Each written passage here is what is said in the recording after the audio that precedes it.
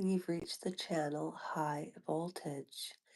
If you've never been here before, I live in Canada, in Ontario, in the Niagara region, and the time right now, it's military time.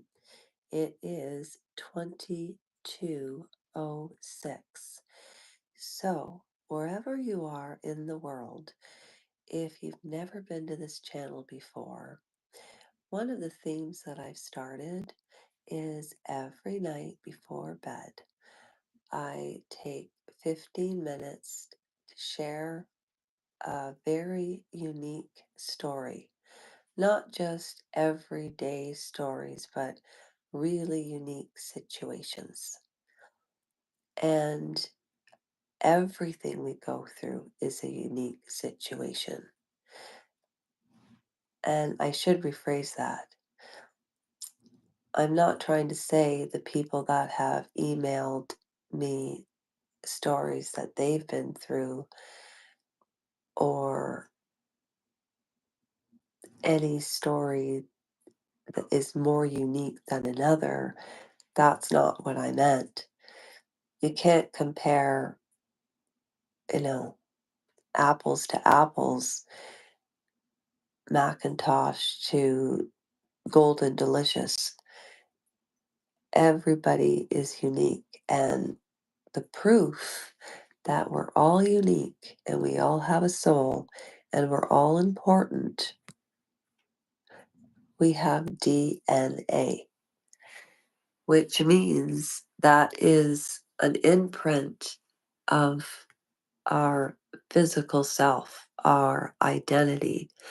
And I guess you could say, if you don't know anything about me, you just have to go through the footage and you'll find the intent, the origin, and the goal of the channel. However, that's not why I'm here tonight.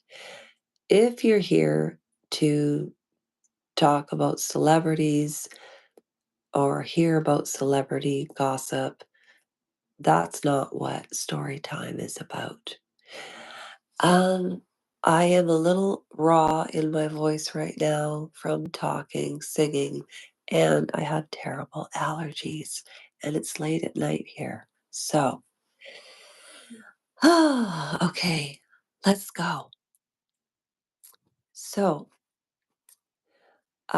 before I say anything, I always bow my head or keep my head straight up, and I just thank the universe, God, Jesus, Allah, whoever it is you believe in, whoever your role models are.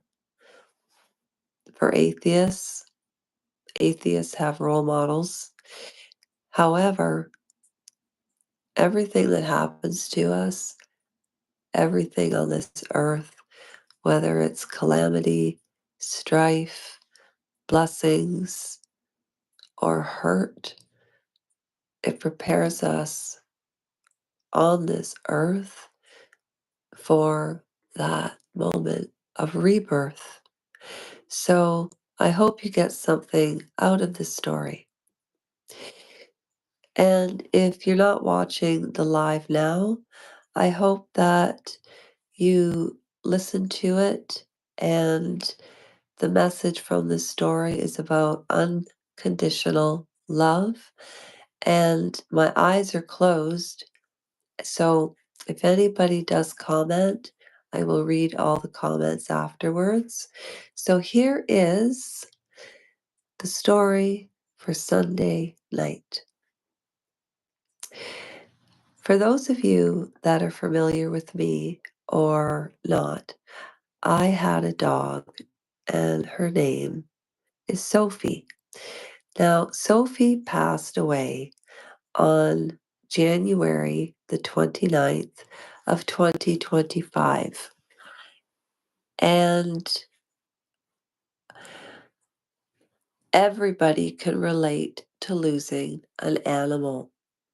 I was going to take a picture of Sophie's not her actual ashes, but the cedar box in which her ashes are, but I didn't want that to be triggering to anybody, so I do carry her ashes with me. However, I want to talk about how Sophie and I met, how transgender, psychiatric wards, mental health, and all of us having more in common without judgment, you can relate to this.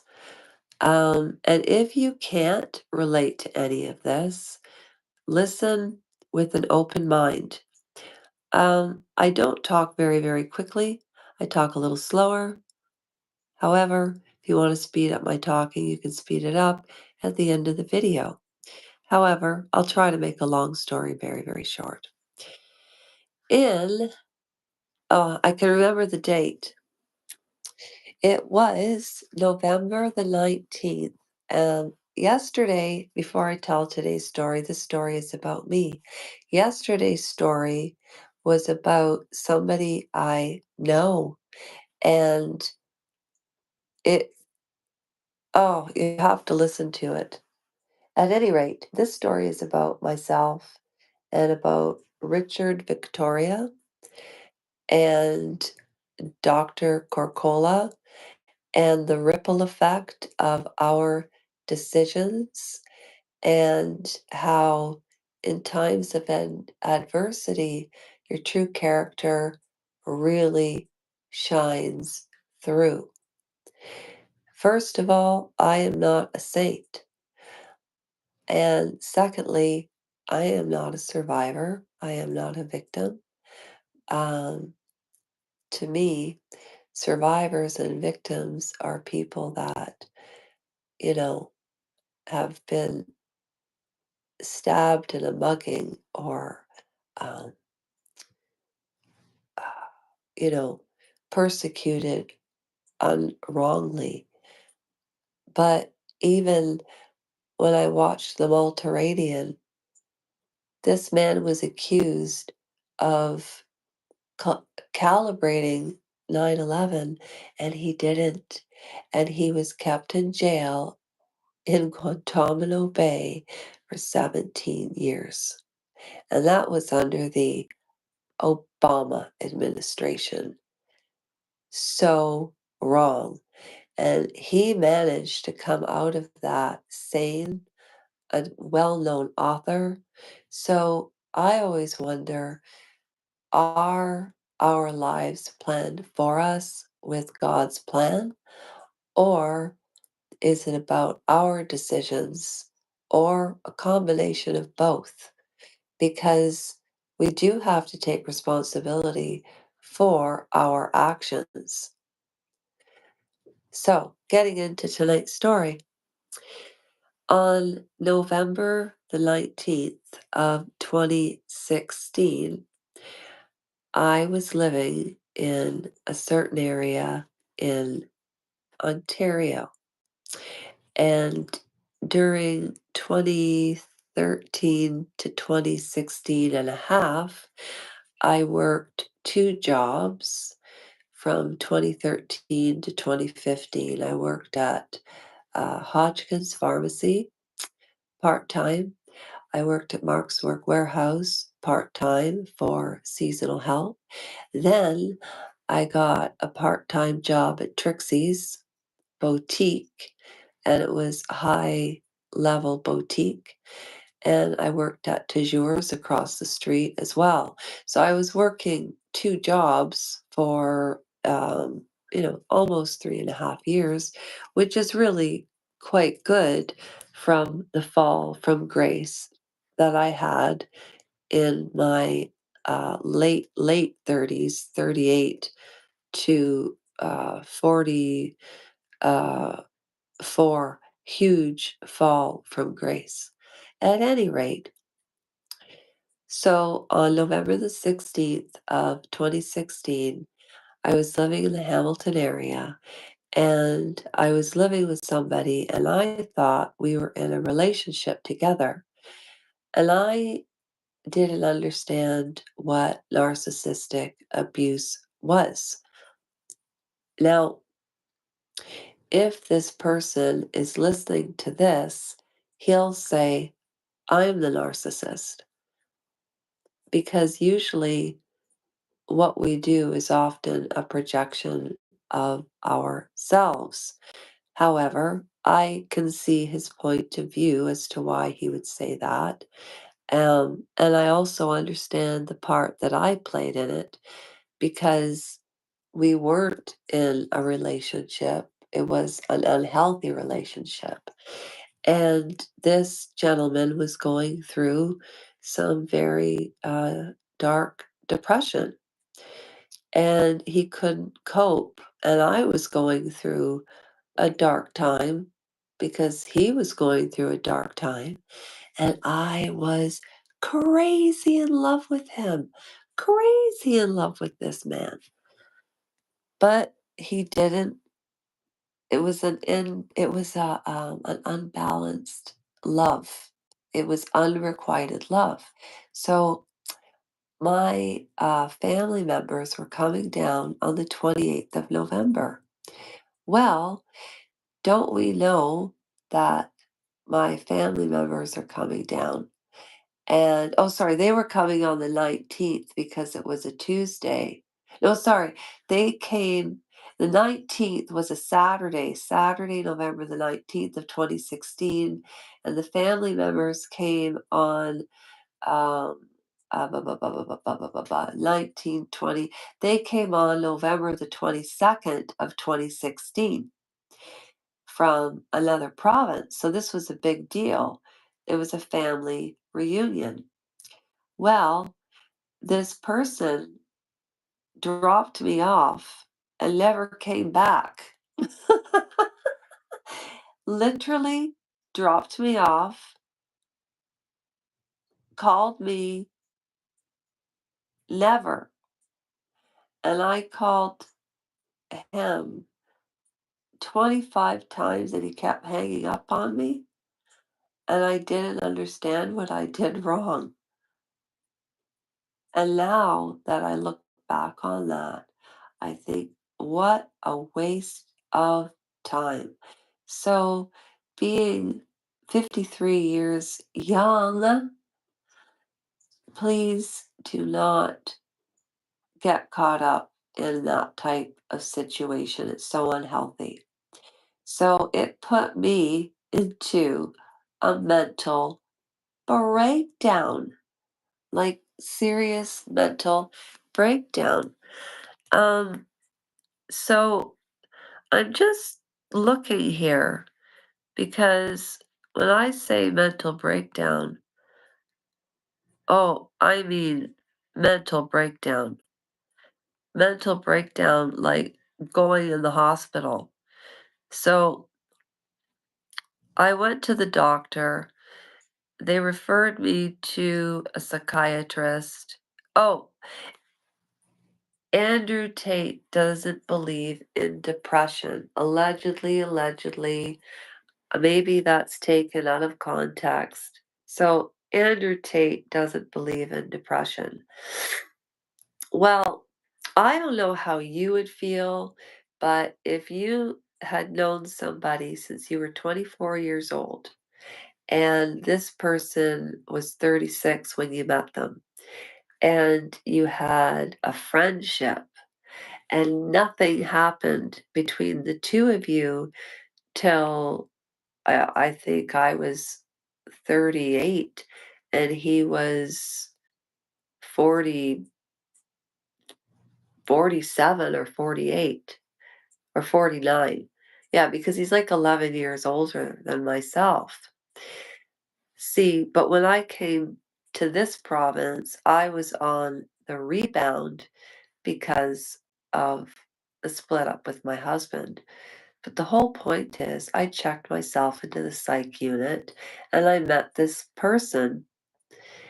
And I don't know whether to call this person a he, a she, a him, a they, the LGB community. Um, I don't I honest to goodness don't know what I'm I find it very confusing. So, what's this here? What's this? Okay. So, I met at the hospital. I checked myself in and I told the worker, why are you here? Are you feeling like you wanna? And I said, no. I said, I don't want.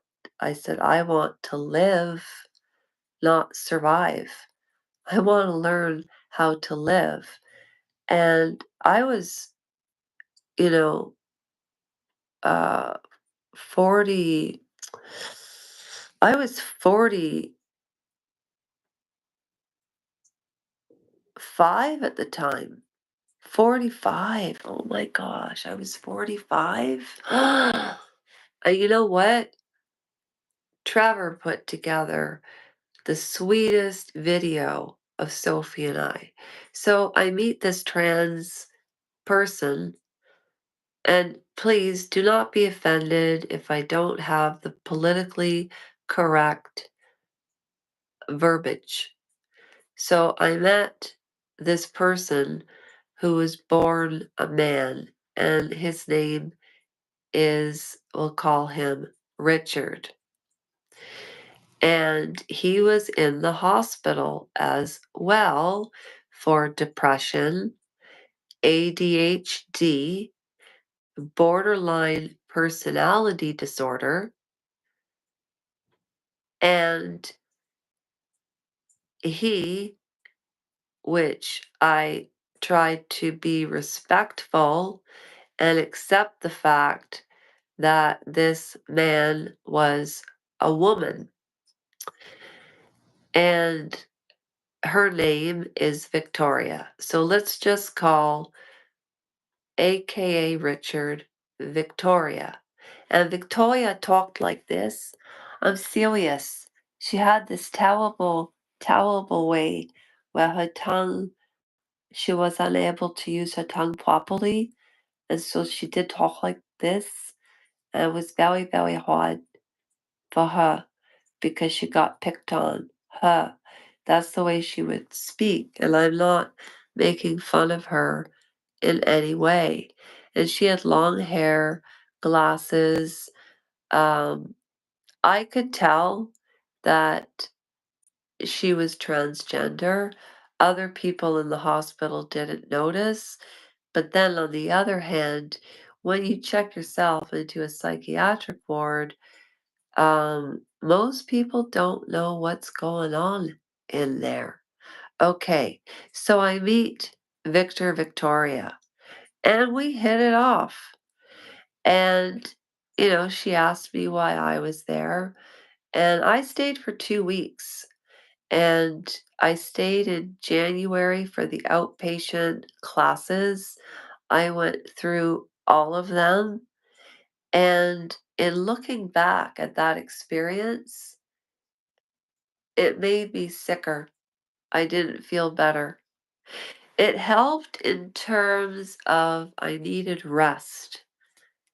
Okay, I needed rest, but I didn't need to be experimented on with Cipralex and Effexor and clonazepam because every single doctor and psychiatrist always thinks that their idea is better than anybody else's. Well, anybody knows who knows me knows what I went through with the medical system. And if you don't, go to my playlist and check out the intent, origin, and goal of the channel. It's the most boring video you'll ever watch. Okay, so I meet Victoria, and this poor girl was on government help, and she lived in this big, big house. And I said, oh, this is a really nice place, Victoria. This was when we got out of the hospital. And the thing about the hospital that I just wanted to say is it's good because you can, meet other people that are going through difficult times. One of the things that I noticed about this hospital is 95% of the people there were repeat customers. So, obviously, the psychiatric ward, the Royal Victoria Hospital doesn't work if their patient turnover is 95%. That's the truth. When I was the regional at Jenny Craig, my employee retention was the highest in the company, and the company average was 37, and mine was 67, which wasn't me, it was all of us as a team.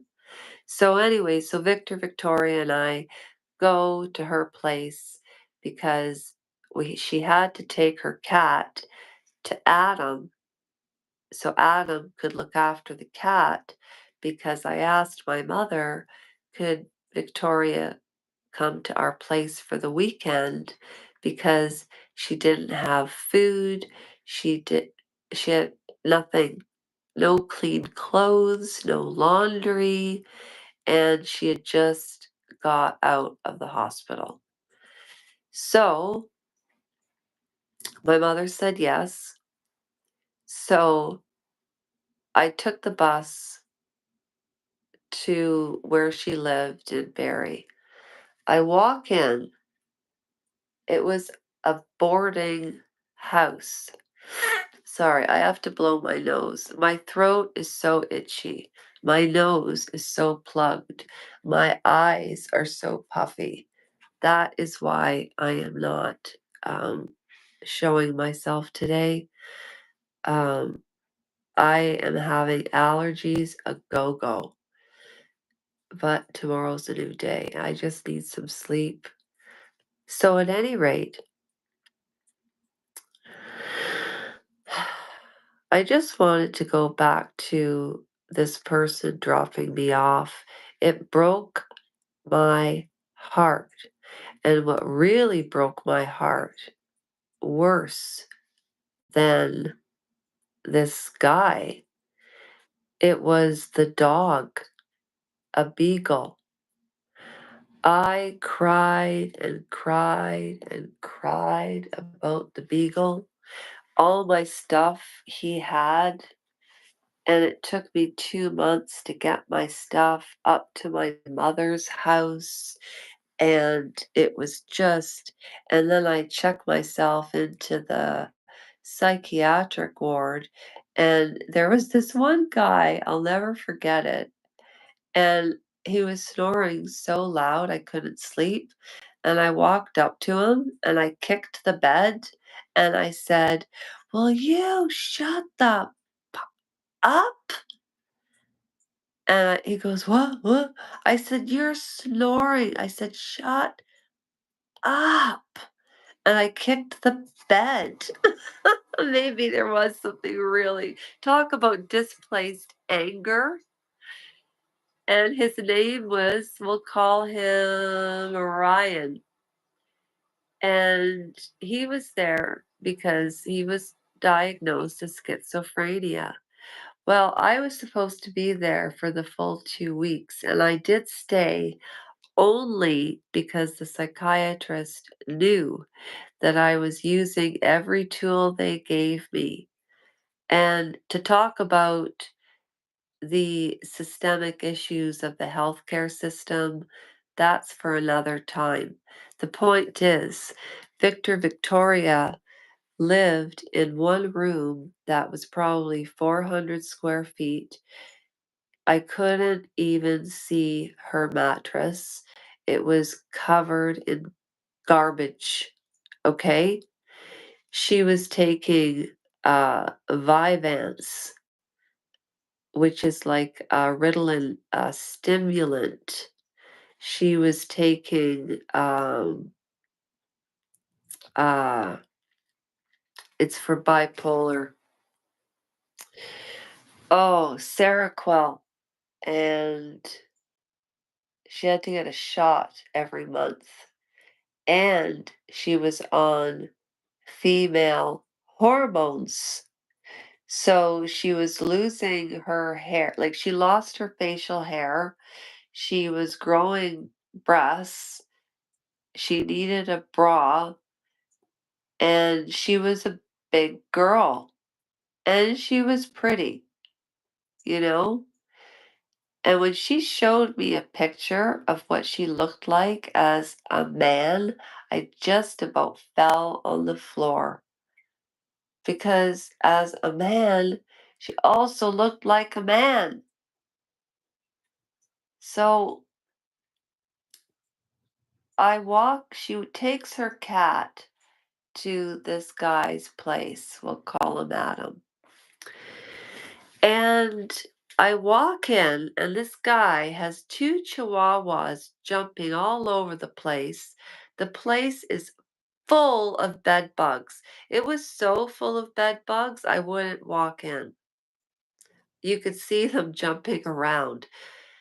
And he had two cats.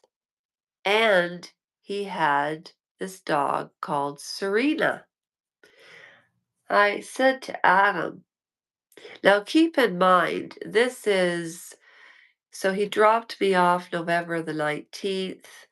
I made it through the family reunion from the 21st until the 20 sorry, until November the 2nd, because then I checked myself in November the 3rd.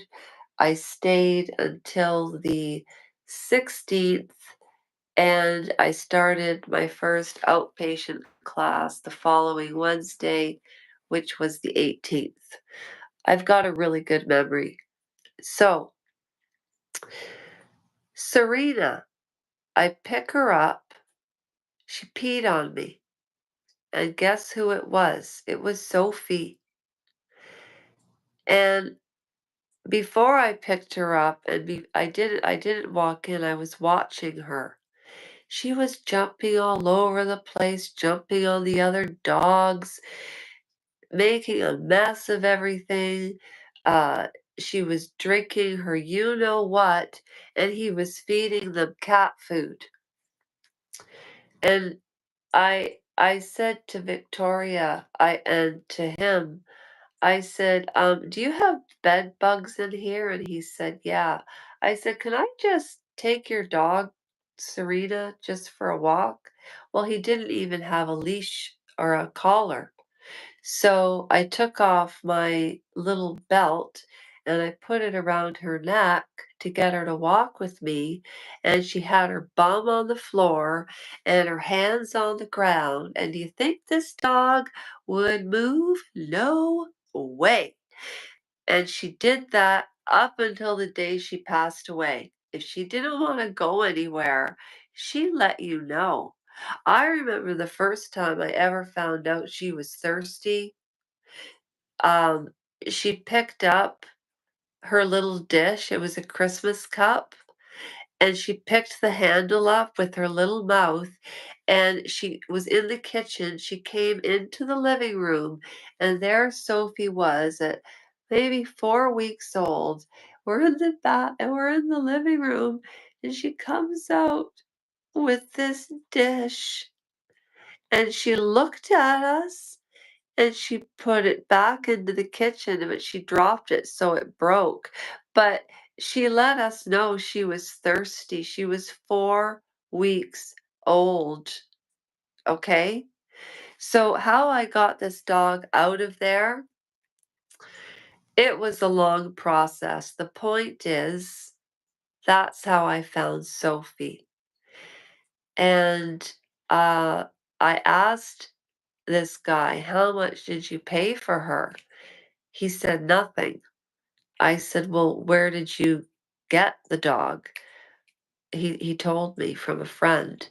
I said, "How old is this dog?" He said, "Oh, about 3 weeks." 3 weeks. I said, can I buy this dog from you? Can I try it, the two of us, to see how it goes?" And he said, "Okay." So I picked Sophie up and, she had peed on me. And I said, "Okay, I'll be in touch." So we exchanged phone numbers. Victoria came back, and that was the end of that. And he ended up letting me keep her because he felt that I too could give her a better life. But he did call me a month later and he wanted her back. And I said, I can't. I said, "You will get over it." I said, "I will update you." So I gave him my Facebook, everything. So he always knew the dog had a good life.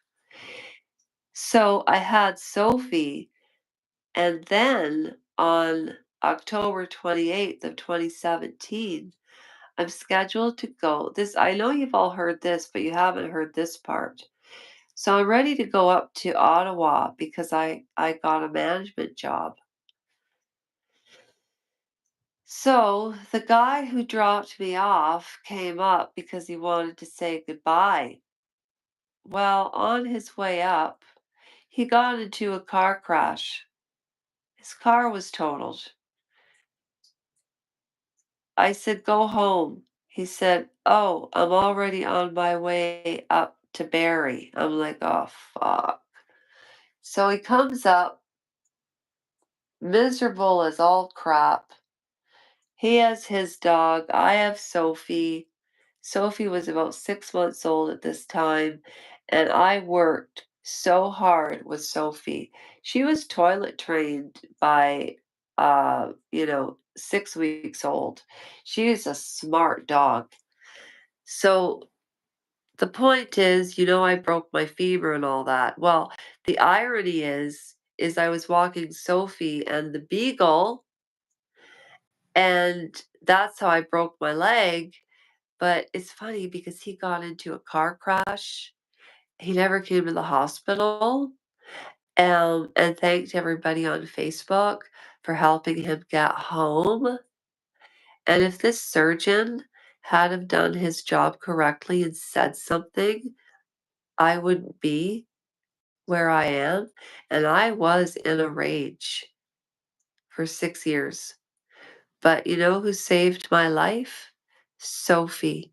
She kept me a good person because I could have a real chip on my shoulder right now, but I don't. And that dog's love is why I'm here. And it's almost like when she passed, it was exactly the time we had to move, and nobody wants animals. And people say, "Well, if you hated it there so much, why did you go back?" Because nobody was taking dogs, and nothing could separate Sophie and I. And because of this doctor making the decision not to say anything, I am writing a memoir about the suffering, but I'm not a victim or a survivor. It's a very unique story, and it'll never happen again. I'll never meet Sophie again in this life. I wish I could hug her again. I always wished for a real live teddy bear. I remember this guy, Steve. He was in a wheelchair. Get this. This is what happens when you hurt yourself and you're used to a certain lifestyle. Because you lose status and money, you end up meeting people that are in the same situation as you, but for a different reason. He was living in this type of situation because he was addicted to fentanyl, which is terrible, which comes with its own problems.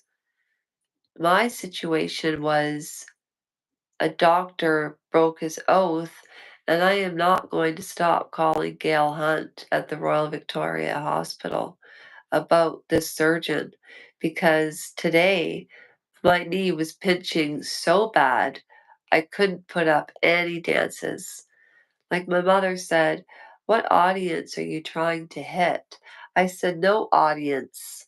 I said, it's all impromptu. I don't practice before, and I love to do it because I never thought I would walk again. So, two lessons. Be careful about what you say. And what I learned about transgender is I said to Victoria, explain to me, are you, why do you want to be like, are you gay? Well, it's hard to explain. I said, well, explain it to me. He couldn't. And she was 18 years old. Could you imagine if I said this on the last live? Could you imagine if there was an Armageddon and transgender people and anybody on medication in North America was cut off? Three quarters or more would be in withdrawal from something because most people are owned by a pharmacy. And it's not normal. That's not what God put us here for. We are so far away from the birds and the bees and the trout, flowers and the trees. Well, that's my story for tonight. I hope you take from it what you take from it. I learned so much. If not for him dropping me off like a piece of garbage, and if not for me checking into that hospital, I never would have met Victor, Victoria, Richard, and I never would have met Sophie. And it was isolating between 2017 and 2020 and 2021, 2022. It was pretty bad. But I started the first YouTube channel March the 23rd of 2023. I started uh, one channel, then another one, and I started this one December, I don't know, 13th or something of 2023. So anyways, yeah, I have no discrepancies, but you see, poor Victor, Victoria, and Richard, this person had a drug problem, mental health issues, and they're giving him or her hormones. What the F for? And I realized, and the surgery, I told him, I said, do not do the surgery. They are trying to butcher, in my opinion, the LGB community. I really believe that. Listen to Buck Angel. Where is he? Where is this guy? Oh, yeah. And it all started in California with all of these movie star kids. Like, what the heck? I don't get it. It's a fad. And when somebody says, "Are you born a man or a woman?" Yes, that's true. But you can also be born a hermaphrodite. Like Bill Maher even said, I don't know for a fact, but I just know it's true. Well, I know this for a fact, and I know it to be true, but fighting the law is exhausting, especially up against rich people. This guy. This is a woman, okay? But if I didn't know that this was a woman, I would have thought this was a guy. But he's the first person to say, I'm a man. And he did not get the lower corrective surgery. And I like his channel a lot. Um, Candace Owens' view is very interesting. Body dysmorphia. She was anorexic, I was anorexic, I get that. Um, if I was anorexic now, what would a psychiatrist say to my mother? And I said to my mother, if this happened now, what would you do? She said, I'd tell them all to F blank off. So, anyways, that's how I met Sophie, and everything came full circle. And she had the best life. She was never alone unless I went to work. And if I was at work, my mother was with her. When we lived on Concord, we had to leave for 6 months because those people said they were moving in and they never did. Wait till I do my video about the Landlord and Tenant Act, what we have to do to fight it, and the numbers I crunch. And I have the proof and the statements. Also, when I get my notes from RVH to fight this doctor situation with a human rights lawyer, wait till I show you the notes and how they scared me out of that hospital. That'll be my story sometime. But anyways, tomorrow I've got a funny one for you.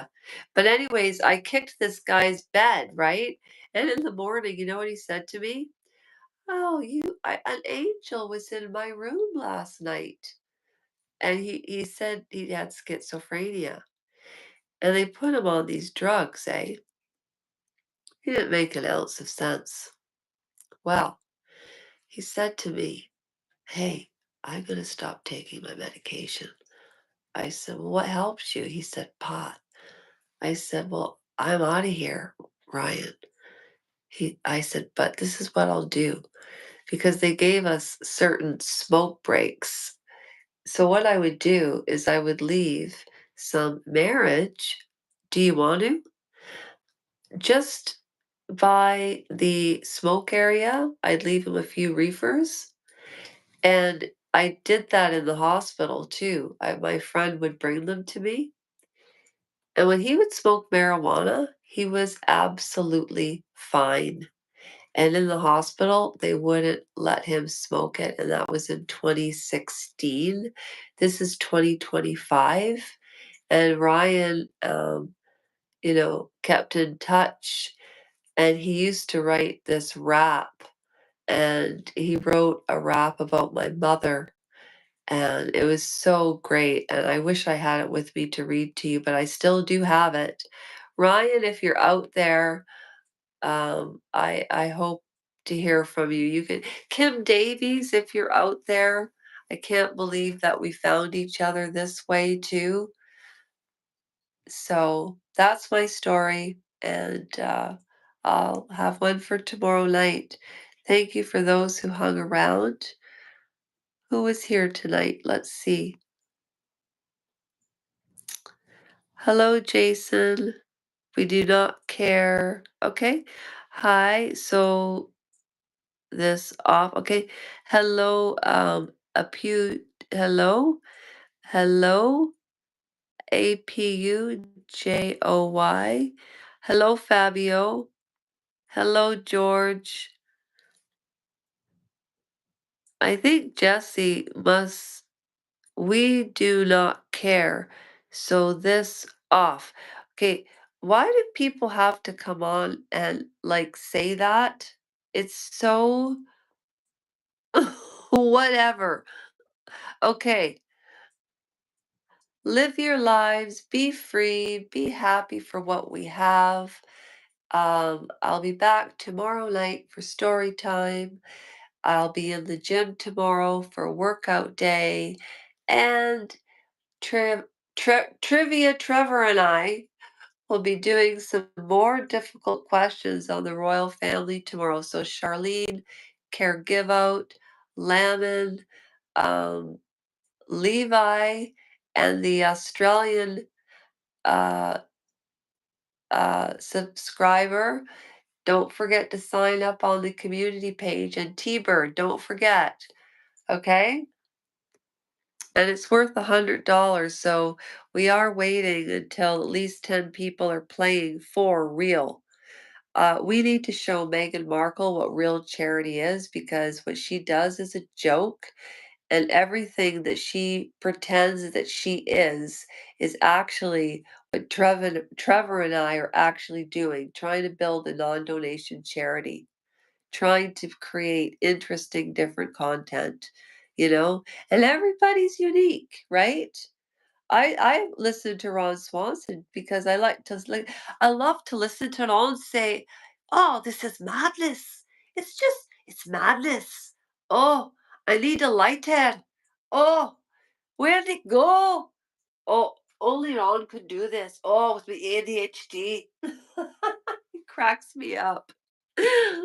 All right, everybody, have a great night, and I'll be back for story night tomorrow. If you have any great stories you want to share, um, some people don't like to share stories or they want to be anonymous. Just so you know, everything is completely anonymous. I don't share a word. And my email addresses are everywhere. Okay. Bye, everybody. Thanks for taking the time out of your lives. It really is something else, you know. It really is. I found grace, community, um, help, because in almost a way it was a projection of what I was lacking, and now I feel so different, and it's because of all of you that participate, and really the theme has been my recovery. And it's like I had cheerleaders behind me through cyberspace, and there are real people behind those icons, so I never not respond. At any rate, God bless, take care, sleep well, and don't let the bed bugs bite. They're horrible to get rid of. And I can't even figure what part of the food chain they're from. And I've researched it. Does anybody know? Okay, bye.